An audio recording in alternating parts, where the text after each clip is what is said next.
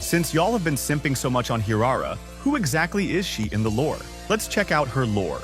So, Hirara was a young girl living in the Flower District. She was raised by a famous performer who had an unusual obsession with beauty. Her teacher feared aging more than death itself. One night, that obsession drove her teacher to set the entire tea house on fire. As the flames consumed everything around them, she told Hirara that beauty could never last forever. Most people would have been horrified by those words, but Hirara never forgot them. During that same fire, a young girl suddenly appeared through the smoke and flames. It was Hanabi. Without hesitation, Hanabi grabbed Hirara's hand and pulled her to safety. To Hanabi, it was simply an act of kindness, but to Hirara, it meant everything. From that day onward, she deeply admired Hanabi and eventually followed her to the Scarlet Sect, where she volunteered to become her personal guard. At first, Hirara simply wanted to repay the girl who had saved her life. However, as the years passed, that admiration slowly turned into obsession.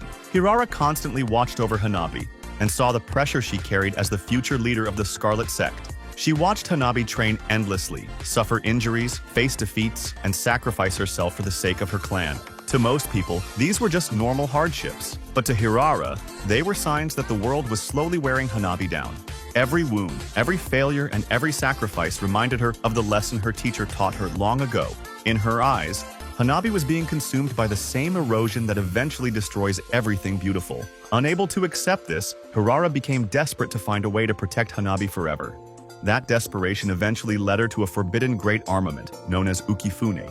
Believing its power could help her save Hanabi, Hirara reached out and touched it. But the moment she did, everything changed. Instead of controlling the armament, her soul became trapped inside a terrifying illusion created by its power. It was a hellish world, filled with violence, death, and endless battles against evil spirits. Yet rather than resisting it, Hirara slowly embraced it. Years passed within the illusion, and the longer Hirara remained there, the more twisted her thinking became.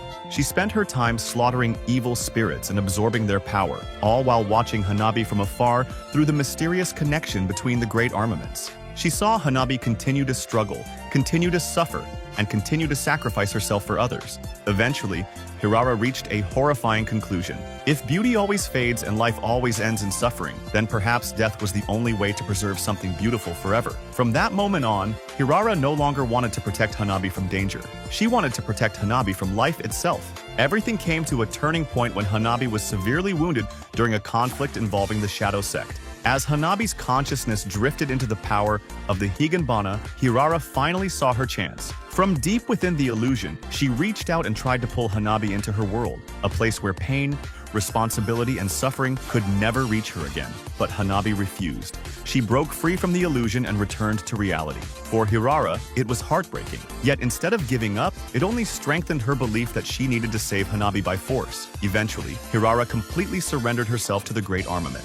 She abandoned her humanity and became something else entirely. No longer a loyal bodyguard, and no longer the friend Hanabi once knew, Hirara became a spirit-like calamity driven solely by obsession. When the seal of the armament finally shattered, she returned to the living world and stood before Hanabi once again.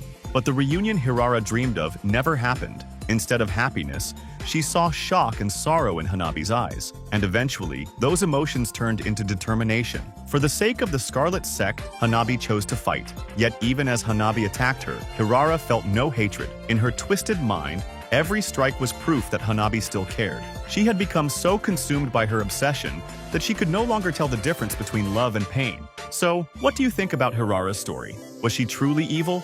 Or did she just want to protect Hanabi in her own way? Let me know in the comments.